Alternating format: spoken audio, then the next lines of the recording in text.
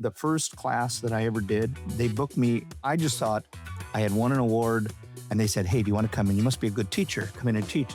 I went, "Wow, I must be really, really good." I swear my brain must have swollen up.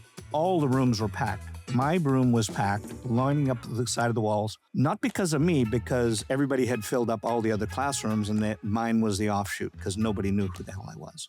Oh, I was terrified. The room was packed. By about quarter way into the class, we were down to, there was just a few rows that were left in the room. And then by midway, there was one person left in the front row sleeping. I just remember being devastated and going, what did I get myself into? I either had to quit or I got to fix this.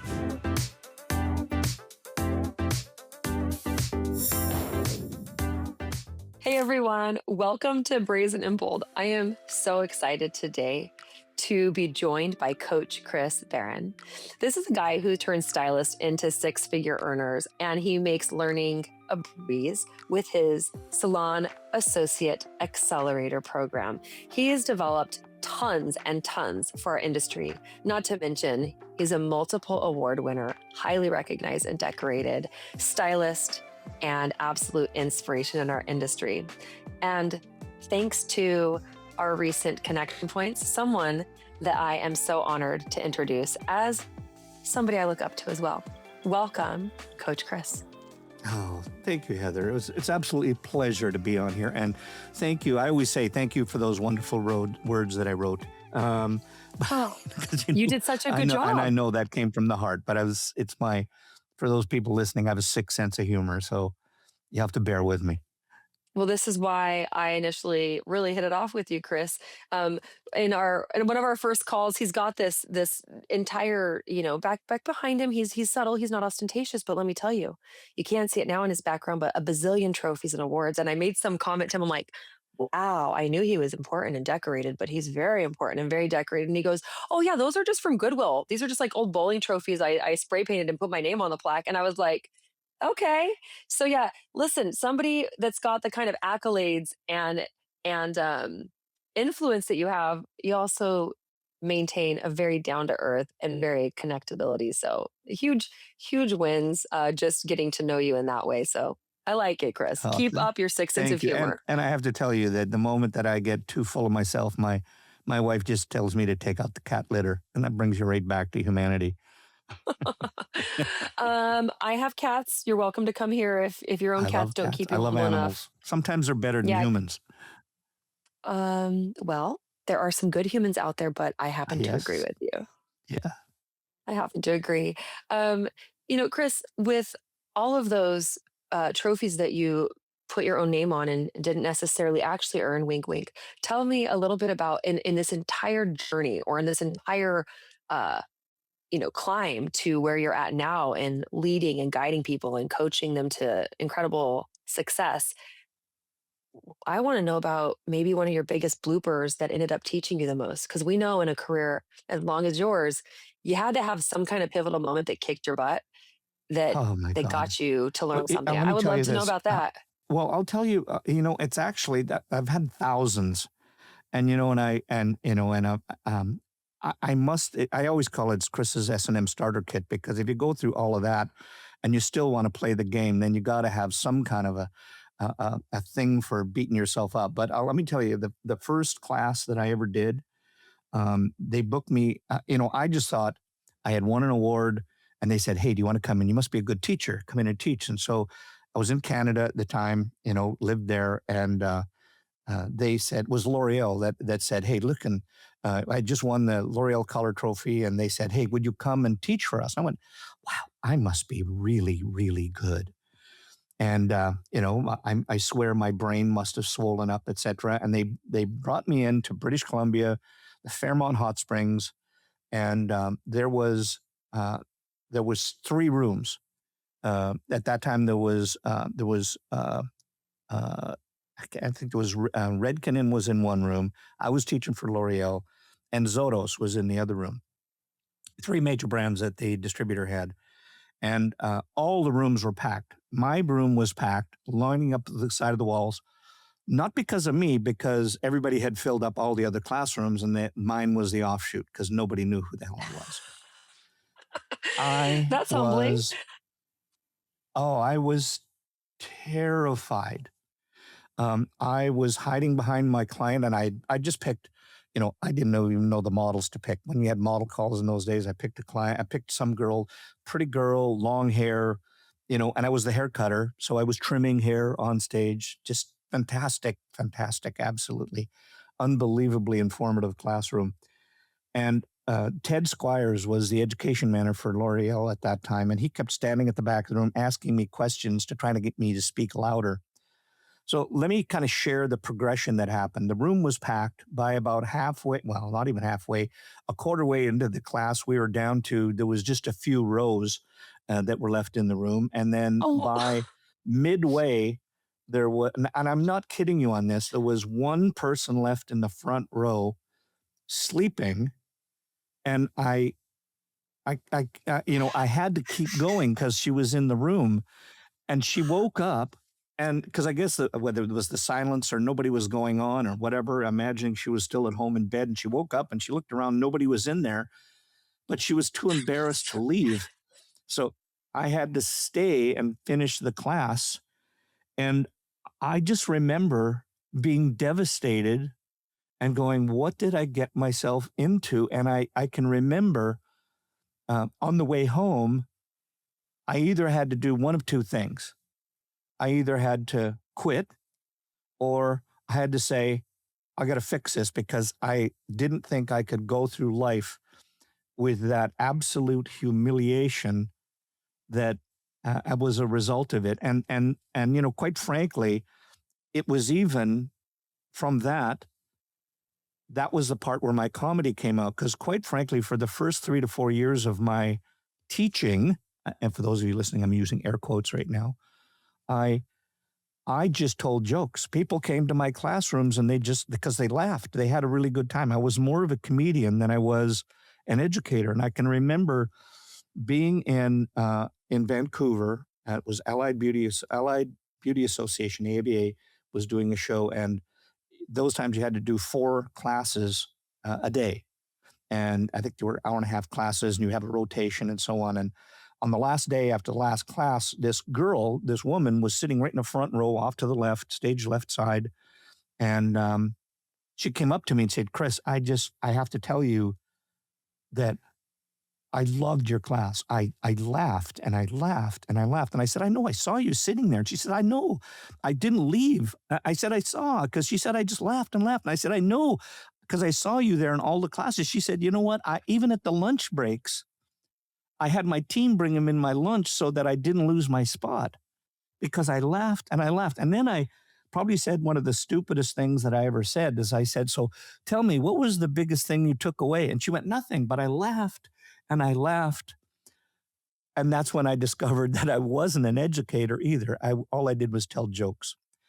And that's kind of what was the pivotal part of my career that kind of, I've got to find something and a way that I can start to teach as opposed to just be a comedian.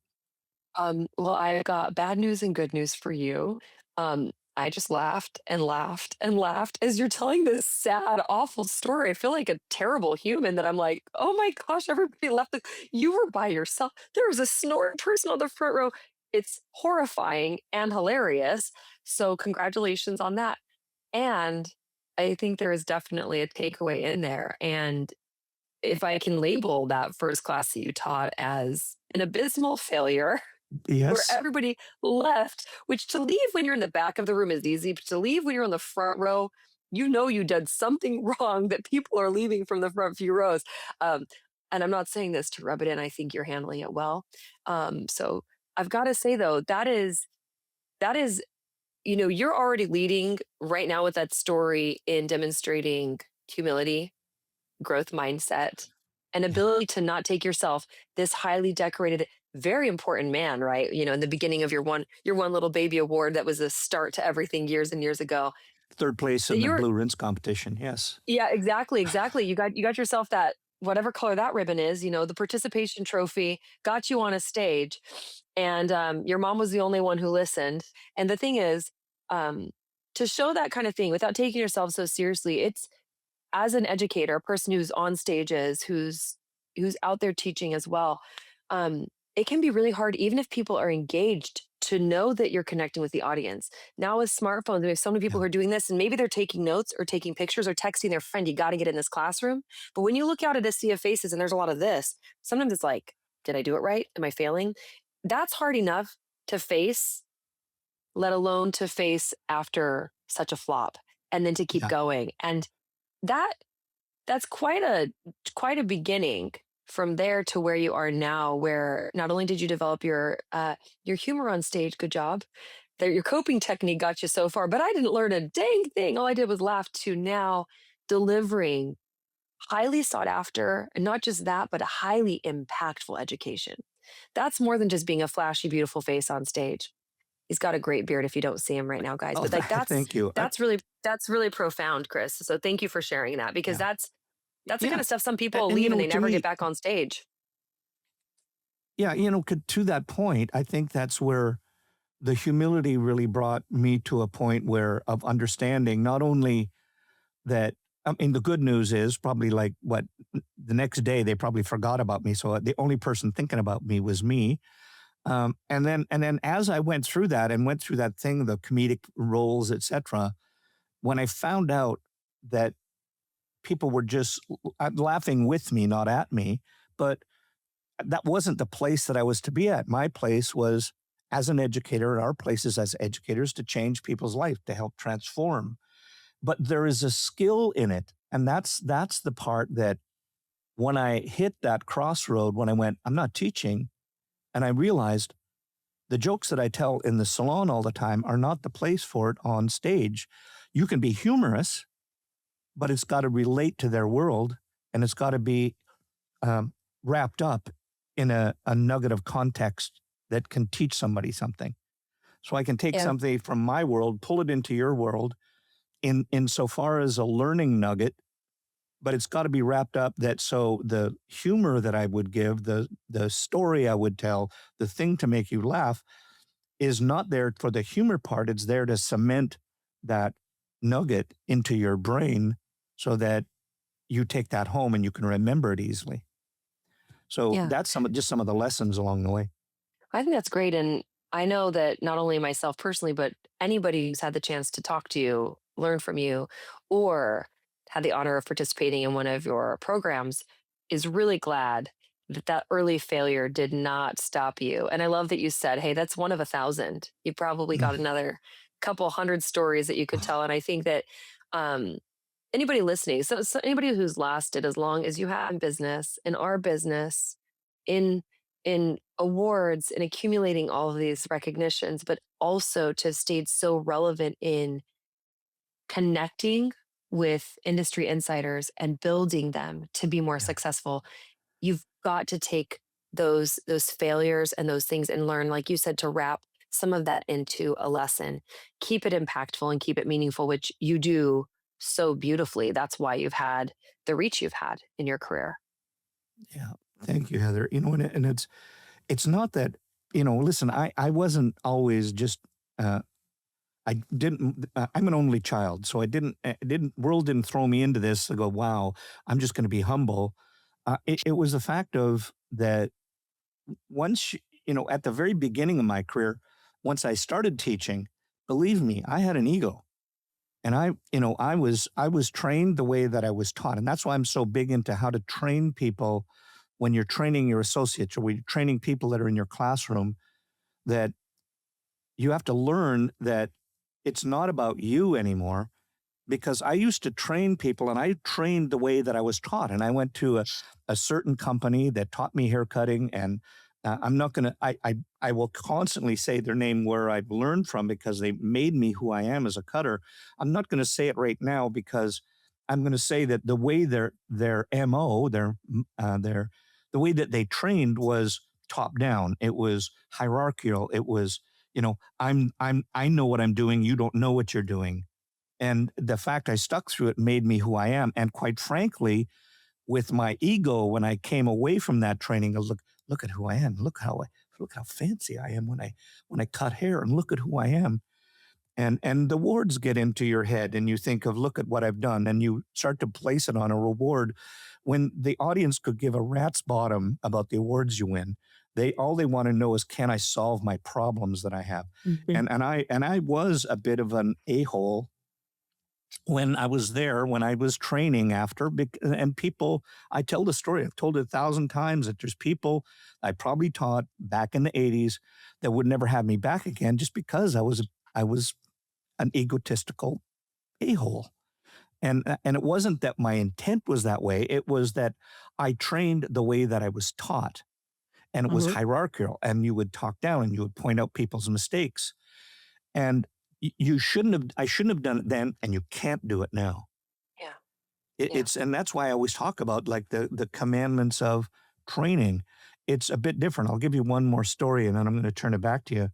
But my dad was a hardcore salesman, car salesman, and in Vancouver, they were the used car salesmen that were they sold on a street called Kingsway, and all of the salespeople at that time were called the Kingsway crooks, because they would sell just to sell you something, not to give something that you need. That makes sense.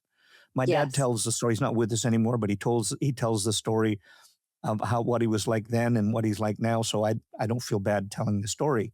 Good. But I'll tell you what he told me. He said, and he came from that sales career where you had 40 years where you had to work. And he said the first 20 years of your career, you give, meaning you're taking in money, but you got to give out money for your house and your home and your car payments and paying for food and paying for all these things.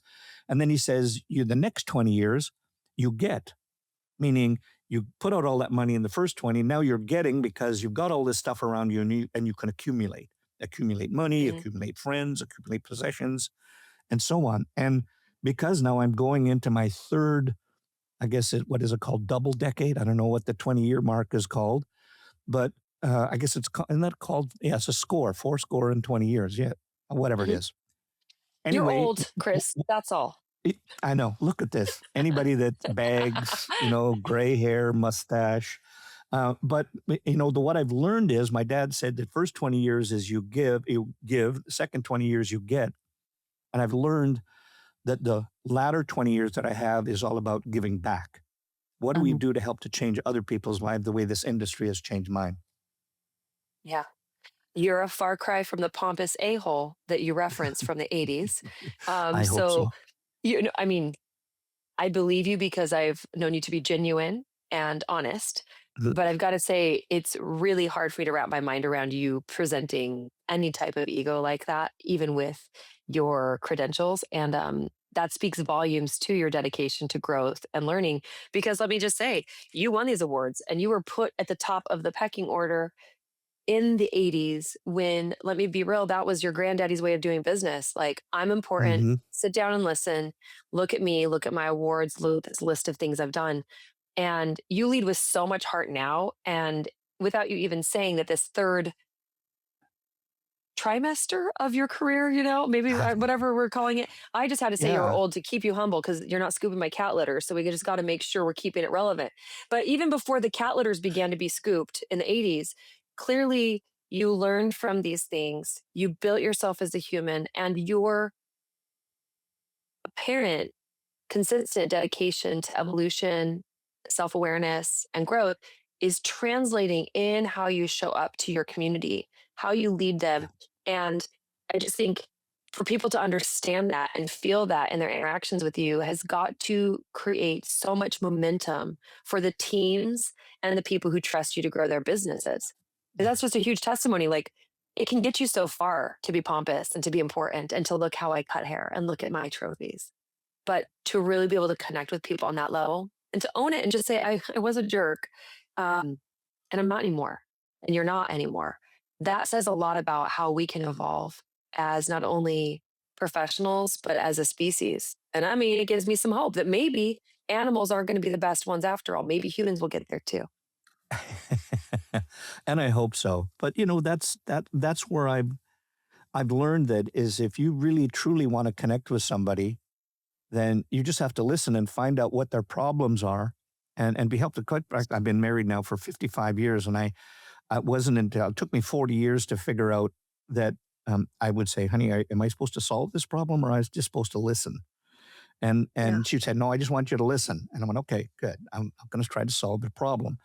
And I think that's where that rationale with when you're speaking to somebody that wants to learn something new is to have a connection with them. And that's why in the training programs that we do is that it's about being an active listener and understanding what training is really about and how you get people that are coming into our business now. And the training that we do is really quite a bit different because when I talk about the training systems that people have, I always because they say, well, I ask them first thing, do you have a training system?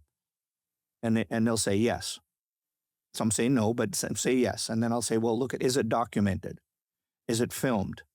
And then I'll ask them, um, is it do you have something built in accountability so that people can uh, the lessons you're teaching have accountability built into it, or are you teaching it all the time, and can somebody else teach it? Like if it's filmed, if it's documented, if it's set up in a program that somebody else can teach, so you're the owner and you don't have to teach, you can be the visionary and lead your vision.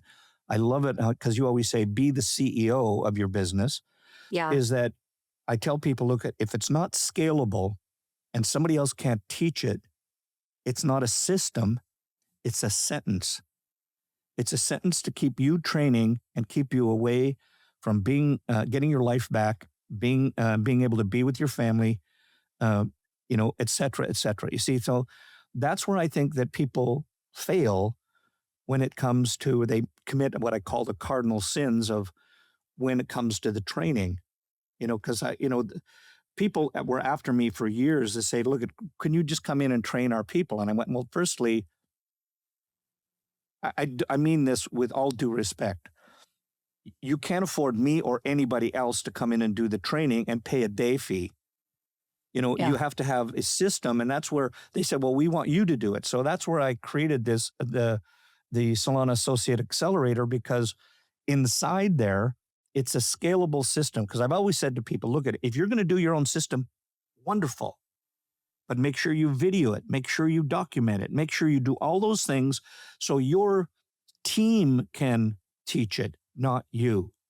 Because Yeah. what I always say that the first commandment that we have in training is, and I'm going to say it as they would have said it back then with commandments. I'm not going to try to do my voice on high thing, but owners shall not train the associates, because that's generally the first thing that they do. And I call it the be like me syndrome, is that here's the training that I went through. Therefore, this is the training you must go through. I went through it for 6 months or a year, or as we did 3 years before you got in touch with the chair. But now that's what you must do. Your people nowadays will not play. They'll say, look, I can go elsewhere. I can go to McDonald's and bake from Yep. $17 an hour. I'm not going to do it for minimum wage here, sweeping floor, folding towels. I've got to have an end site. I have to have a place that I can grow into. Because if you don't give me a place and a vision of where I can grow into, I'm going to grow out your door. Yeah.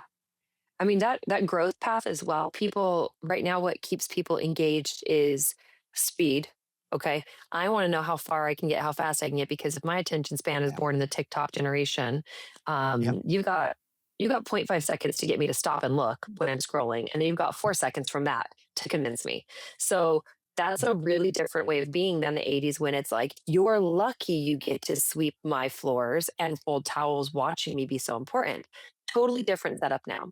And so the leadership that worked for other generations is very different from what's needed in the dynamic of our newer workforce. And right now, more than any other time in the history of the world, we have more generations in one space working together. It's no longer, we've got some baby boomers and a few people from Gen X still working side by side. We've got baby boomers in my team, just retired one who'd been in the industry for 50 years behind the chair, basically since before I was a twinkle in my parents' eye.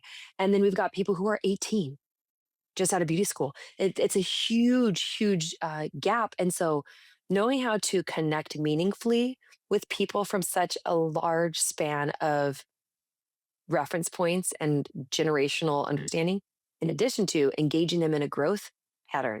People want to know they've got somewhere to grow, no matter if they've been doing it for 50 years or if they're brand new. And we want to know what's in it for us. And so that ability to connect deeply with them and to kind of give them that side by side is really, I love that you call it the Salon Associate Accelerator. The word accelerate is interesting to me, and it's interesting to most people. The sooner the quicker, my favorite aunt says. The sooner the quicker, Chris. So, getting to Yes. accelerate. And I think with years of educational development, experience coaching, that's all really cool. But the ability to compress it and accelerate someone. As a business owner, I run a salon still. And well, I don't run a salon. My team does for me, but I still own a Bingo. salon and See, lead that's a because you're the team. visionary. I'm already learning from you, Chris. But because of Yeah. that, I want to accelerate my associates so that they can be producing, not just a liability on our payroll, right? So that's very important for an industry like ours that is typically lower margin. I would love to know, like, so you've trained hundreds upon hundreds of people, stylists, educators, and salon owners. What do you see as one of the biggest pivots from taking someone who's good that catapults them into excellent and high producers? Like, what do you think that is that gets people to be unstoppable in this industry that you've experienced? Thank you, Heather. I think there's two things that come to my brain on that right now. And they're literally diametrically opposing one another. And the first part is, I mean, and this isn't rocket science. I'm not going to give you a term that, wow, a fancy term I just made up. It's been a catchphrase that we've had in our business now for probably a few years. And that's the people that are going to excel are the ones that create a positive salon experience. Nothing new, nothing great about that. How are you connecting with the client? How are you making her feel value for everything that you do? Because that's a key component in there is value. The other thing that I say that is diametrically opposed to that is skill, Mhm. because positive experience, if you've got the right demeanor, you've taken some classes on, you're personally developed, you know how to talk to somebody, you can make them feel value, they'll want to stay with you. But it's got to be accompanied. The other value part comes from skill, from the disciplines you put in. One can happen real quickly. You can take a couple courses and you know how to talk to a client, but it's how do you get somebody from um, a lack of skill to a skill level really quickly. And I think that the part of that is that if is you have to have a system in place where they can work on their own. You shouldn't be doing the training with them. But here's the part that I think, and I'm going to sort of jump around in some of the ways that I had thought of talking about this. But when you have this old school mentality of here's my training system. How do you fit into my training system? Old system. People don't, and some people will say, well, why? I have that's worked for me. Other people do it. But the reality is, it's this word called responsibility to the accountability. They run part and parcel. So if you say, here's how you're going to be responsible because you're going to do this many classes, you're going to do it in this time frame, you're going to do, I'm going to take you through lesson 1, you're going to go through lesson 27 or 39, 39 and a half, whatever it is. What I believe that you need to do is you need to find out when you hire them. Like in our course, we have assessments. So when we give out assessments on here's how you assess the person that's coming into your business. Now, not so that you can say hired, fired. I don't believe in that. I think you do assessments to find out where's their strength, where's their weakness. And then, because we know, and I'm going to give you a very low figure that on an average 6-month training for an associate is going to be anywhere around 20 grand plus. That's what it's going to cost your business. Now, if you want to get them on the floor quicker, get them financially viable so they're actually paying for part of their training, then what you have to do is assign the responsibility to them. And if you say, as in our course, we have two separate courses. We have a jump start, which gets them ready for assisting, ready for doing tasks right away. And then we have the indispensable part, which is cut, color, finish, etc. Much different in their disciplines. I think we'd all agree. Yeah. So, but instead of saying to them, here's what you have to go through in your jump start, meaning how do you give a positive experience? How do you give them a proper shampoo? How can I take tasks that you can do, I can charge a higher ticket price for.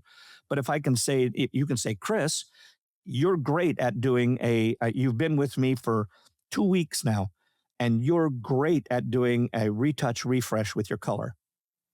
I'm going to have you do that with my staff, and I'm going to give you an opportunity day where if you have people that want to come in at a junior price, is you can book clients to come in on that day, on your opportunity day. It's your learning day. You're not going to get necessarily any money about it, because if you're booking by commissions or hours or whatever, you're doing that so that pays back part of what the cost of them is. So if you can say to them, look, here's your strength. I'm going to train you up as fast as I can in all your strengths rather than your weaknesses, rather than saying you've got to be good at everything. I'm going to say, how do I get you up to speed in areas where I can generate money with you so I can get you on the floor faster? Then that's the difference between the old way and a new way of saying, okay, you're great at doing blow dries. Okay, great. We're going to get you in. We're going to allow you to be booking. When you're not on the opportunity days, you're going to be helping our staff so that you can do their blow dries, their retouch refresh, so that they can do a higher ticket item. That way it generates more money all the way around. But you can't train the way you always trained before. You can't have the old system that you were trained with in the way to put people on the floor. They won't play. Hey, business owners. Yes, you. I know you're juggling it all. Marketing, admin tasks, websites, podcasts, social media. The list never ends. That's where Spark comes in.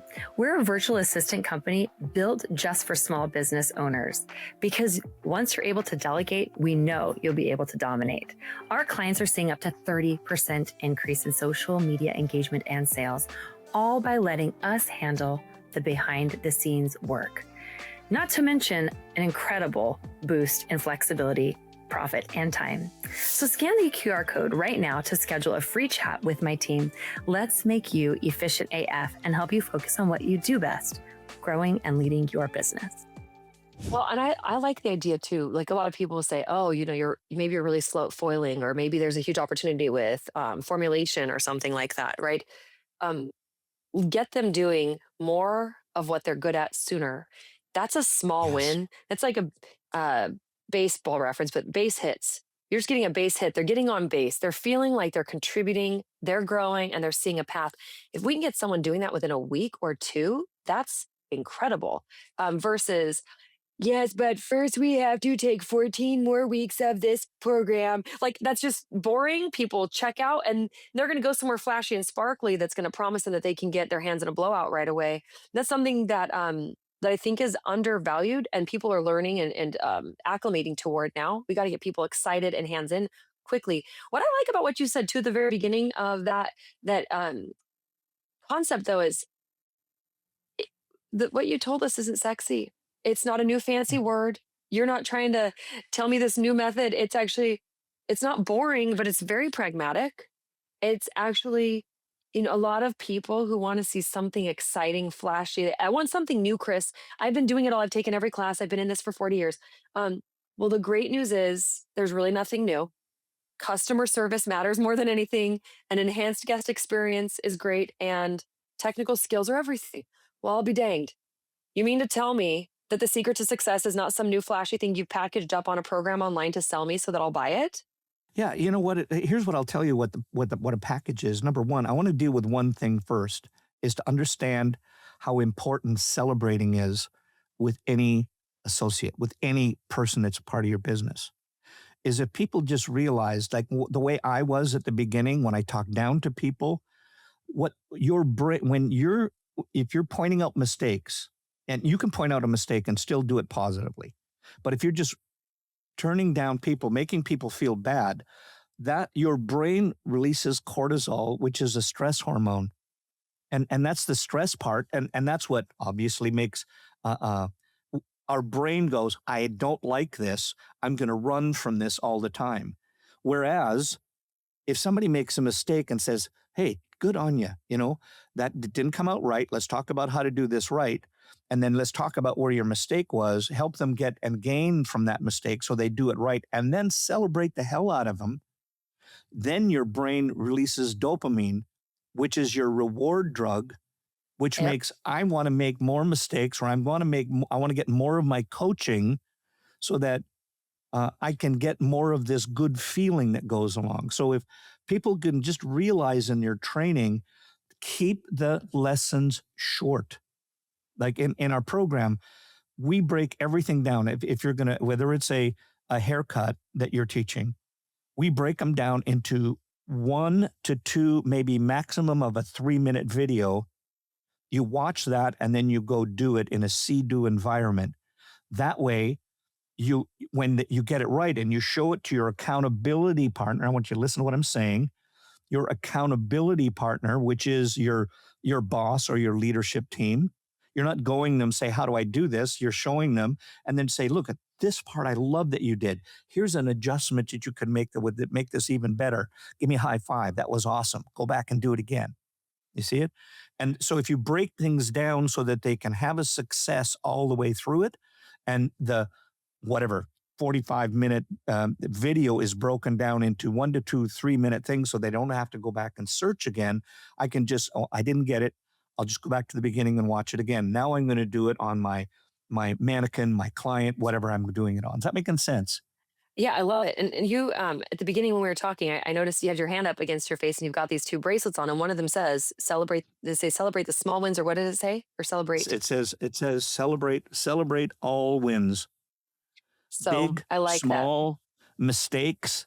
Celebrate. If you just learn gratitude and celebrations with your people, they'll be loyal. They'll go to the ends of the earth for you.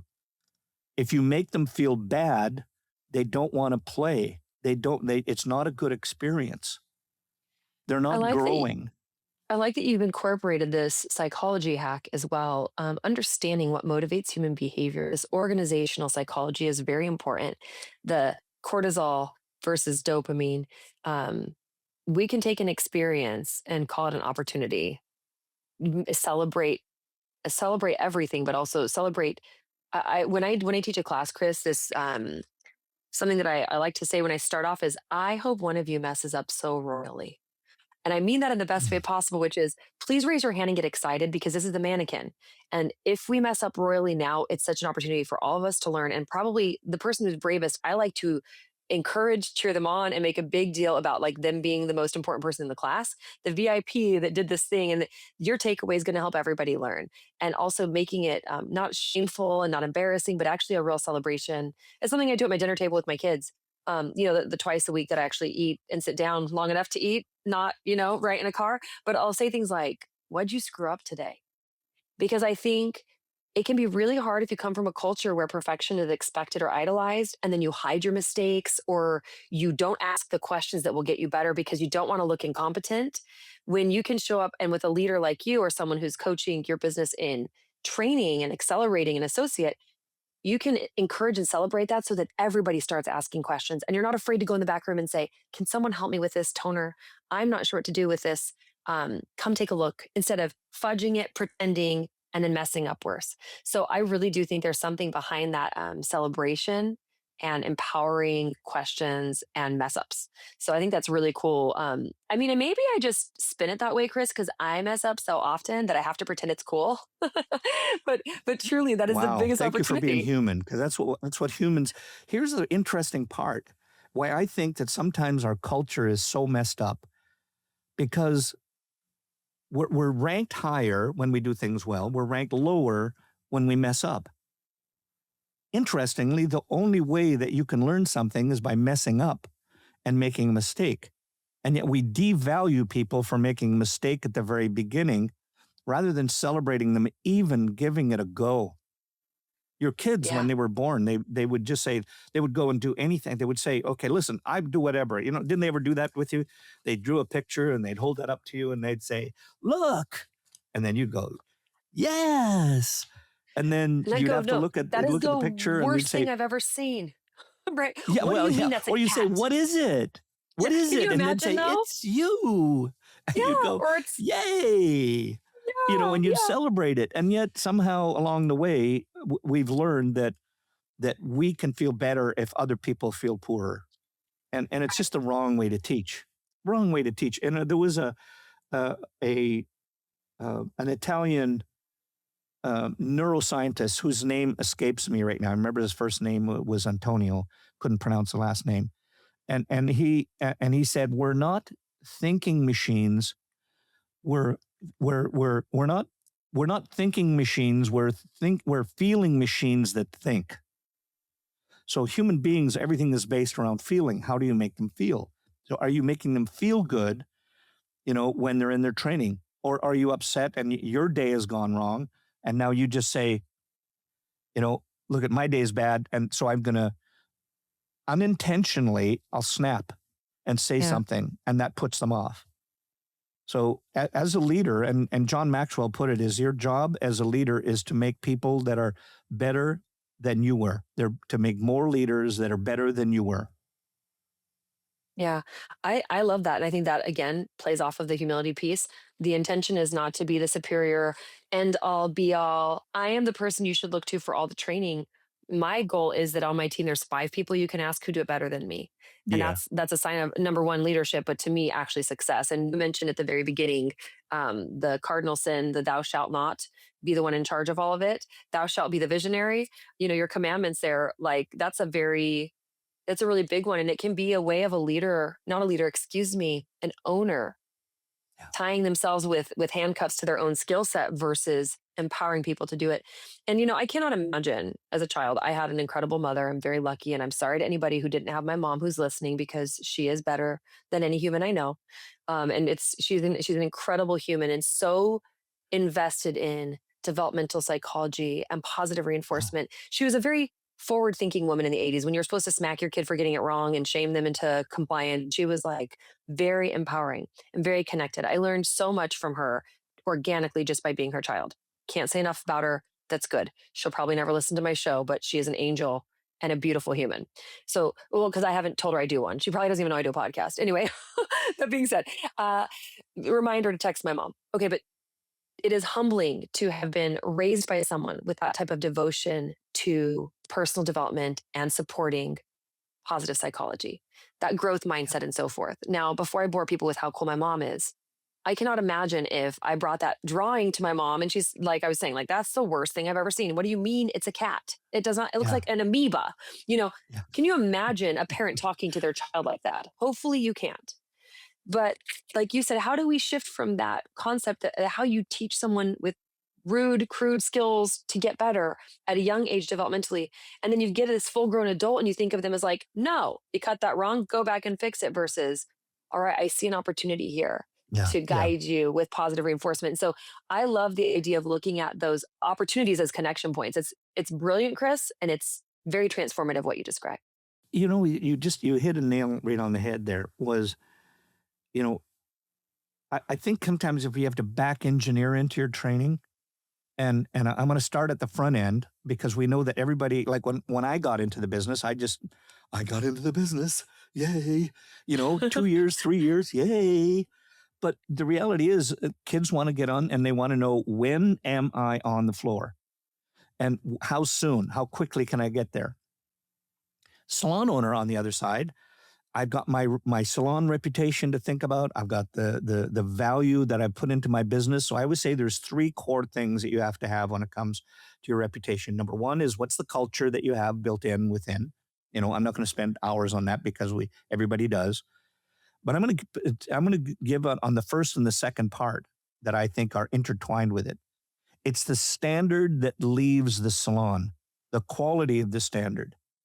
So I'm going to throw this at you, because this is the other thing that we always say. One of the cardinal rules that is always thrown out there is, when I say that, is the commandments. Thou shalt set the bar, that all others must follow. So you've got to have a bar. You have to have the reputation. You have to have a standard for every discipline that leaves your salon. And I'm going to throw this one at you because this is the one that I liked when I would ask associates, apprentices, new hires, pick your name. And I would say, well, how do you know when you're done and when you can go on the floor? And they would say, because I asked the owner, and the owner said, I'll know when you're ready. Well, there is no vision for that new hire to know when ready is. It's just, I'm waiting for this elusive thing that I don't know what I have to live up to.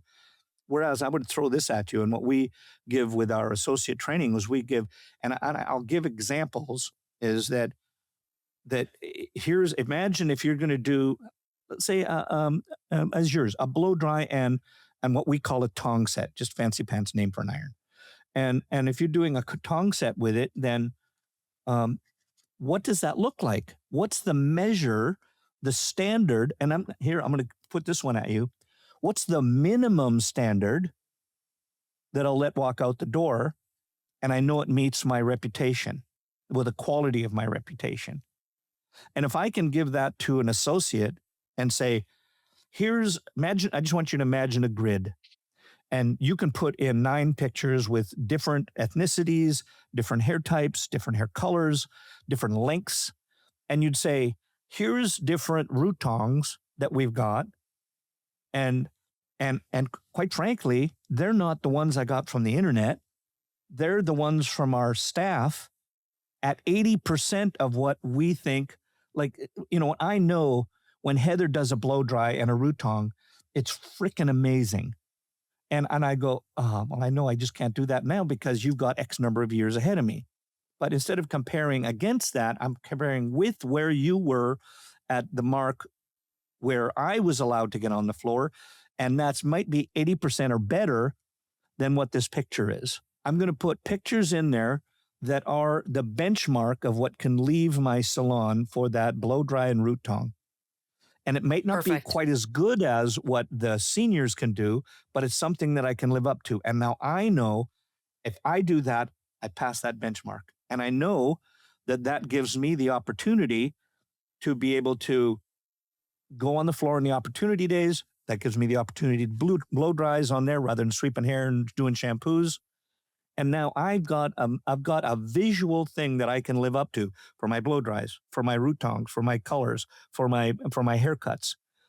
If I can live up to that, then I know that I'm making progress.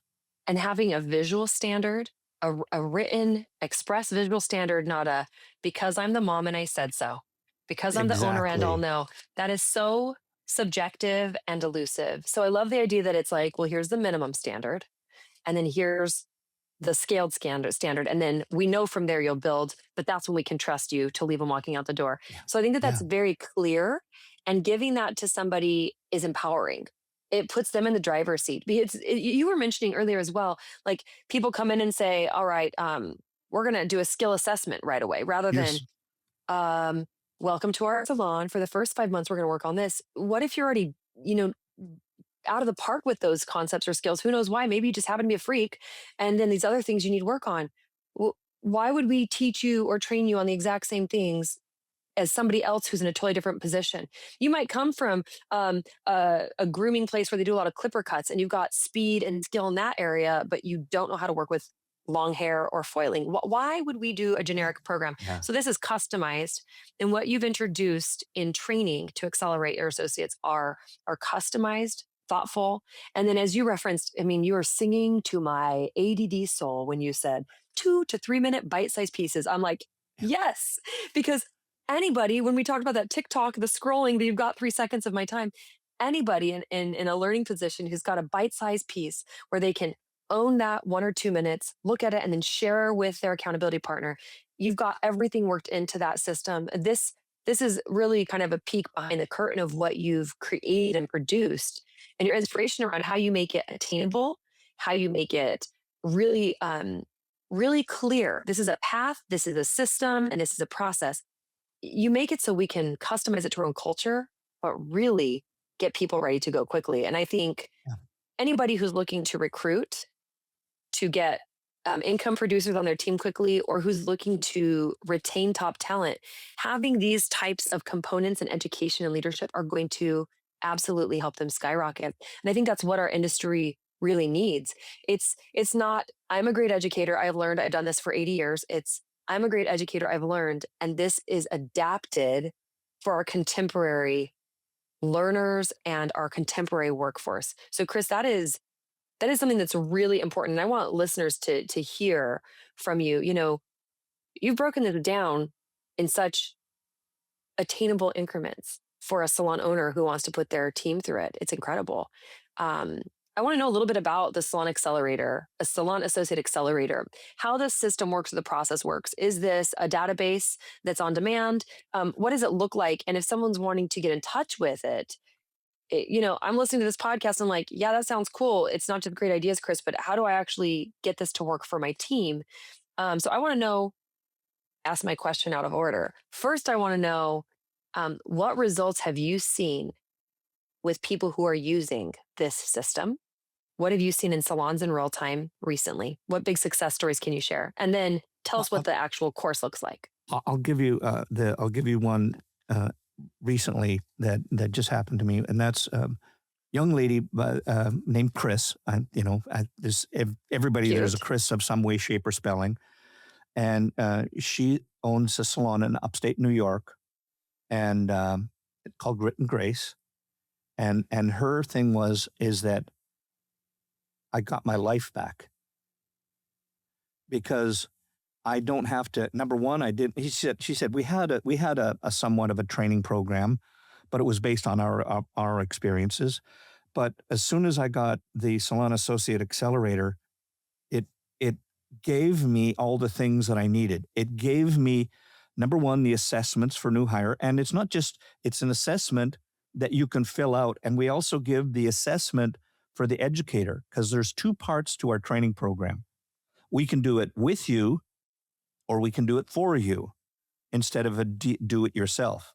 So if you want to do the training and you have educators, we have an educator version of the program and we have an associate training or associate version. If you want to do the training and you only have to stay one lesson ahead, then you watch the lesson.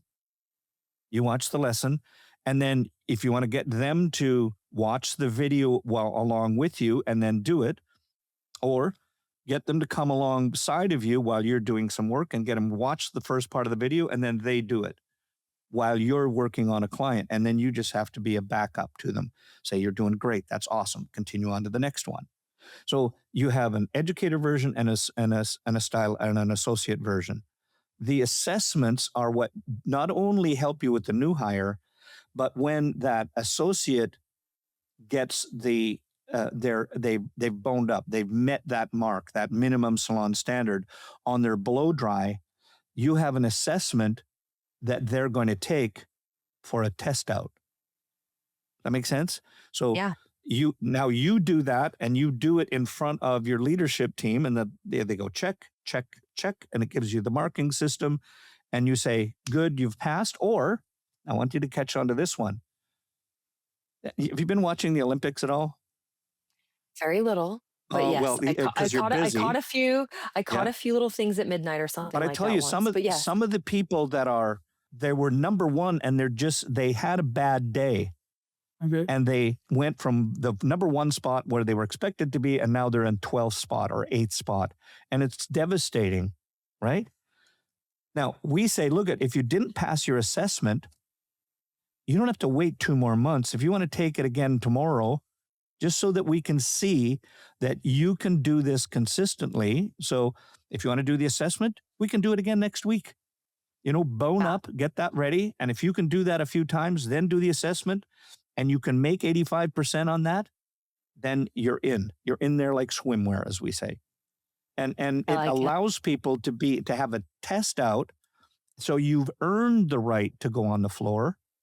And if you didn't, we still praise them. You did an amazing job. Here's the stuff you got right. Here's the 2 things I want you to work on. And when you're ready, you tell me and we'll organize another time for you to test out again.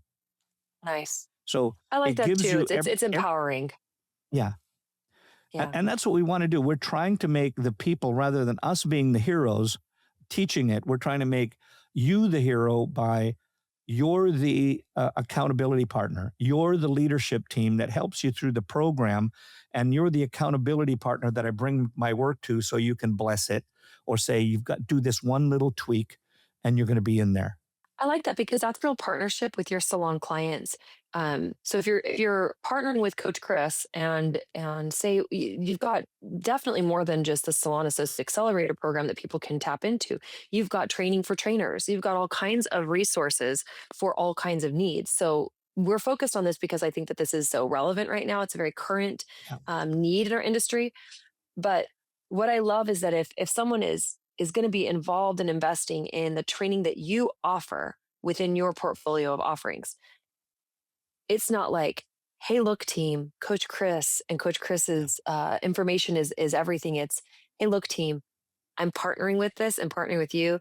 And just as a client, as a customer, like I'm sitting here as a salon owner, and it's like the parent who doesn't want Santa Claus to get all the credit, not because you have a Yeah. beard and you have a white beard. It's not that, but I'm just saying, I want my team to know that I'm side by side with them, that I'm cheering them on, so that they don't think that this like I'm bringing this to them. And I love how you partner with your clients who are using your tools and resources to make them the authority, Yeah. to make them the cheerleader.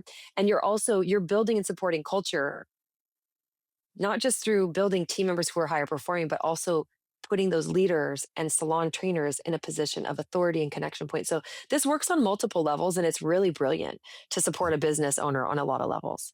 And one of the questions that always comes up is that because we sell, I mean, the way when the people buy into the program, they get seats and seats for their associates, seats for their educators.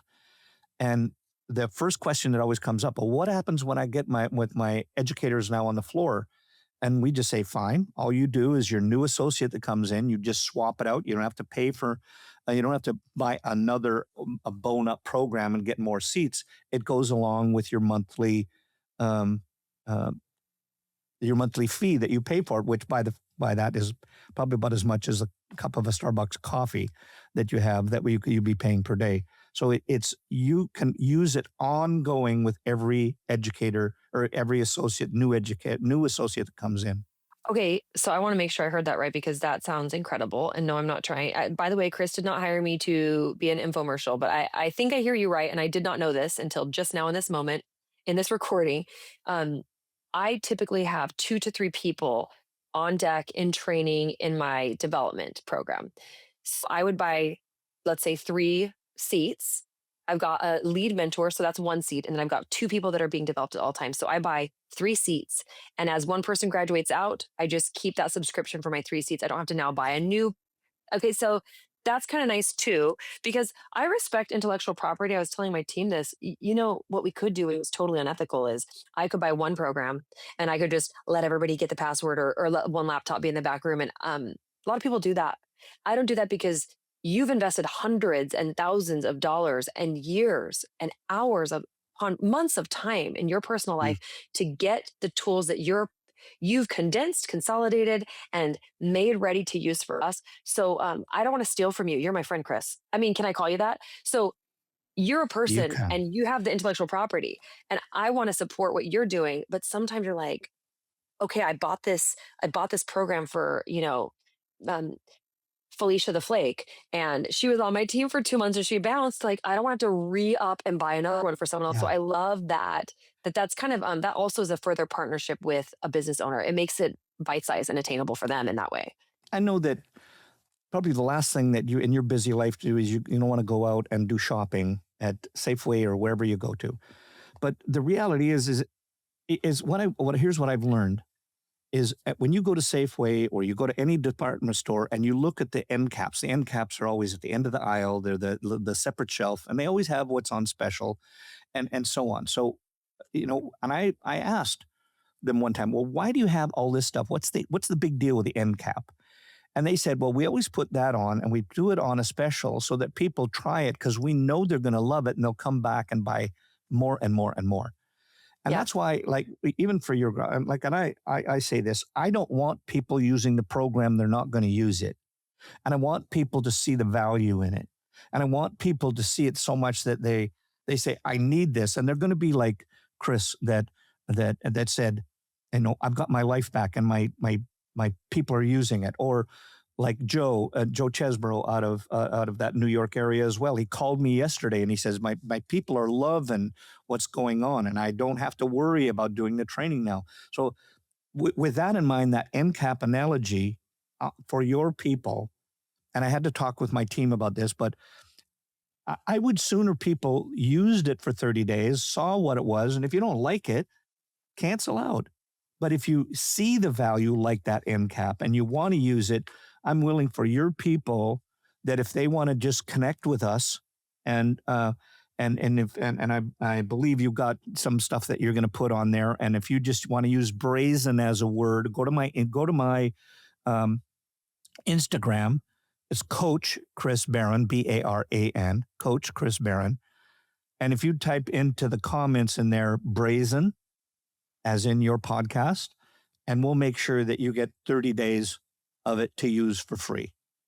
And that way you see all of that. You can see all of the stuff. If you want to take some of it, I'm fine with that. But if you see the value of it and you want to keep using it for your training, that's exactly what we're after. I love that. And, to wrap back into what you said, the first 20 years of your career is about what putting into it. The second 20 years is getting back out of it.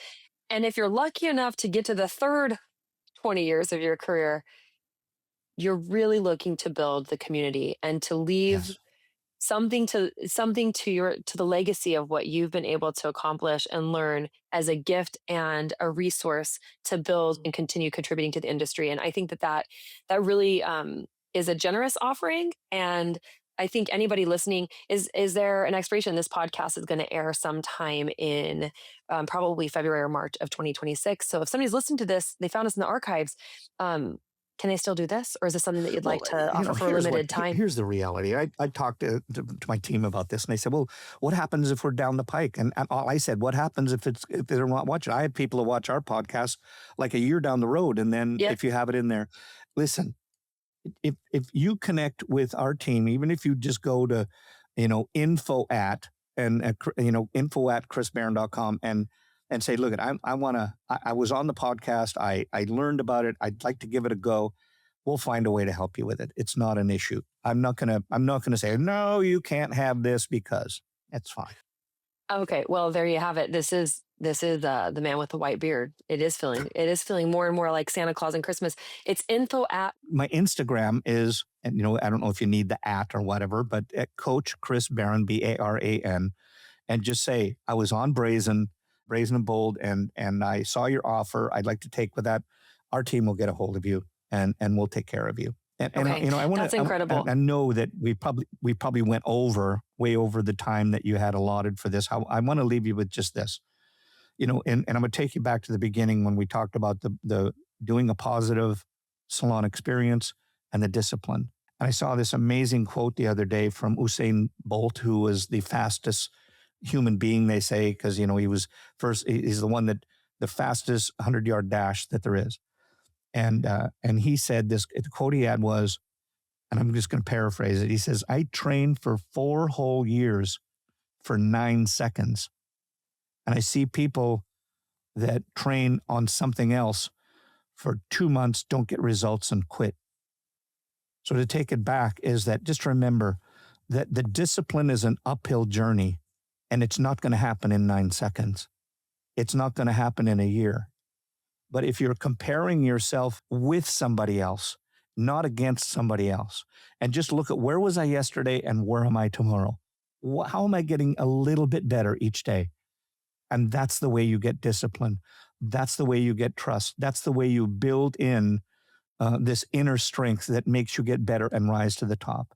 And because know me, I talked at the beginning, and my motto in life is fail your way to the top. Chris, Thank you for sharing. You are beyond a wealth of knowledge and also just such an incredible human.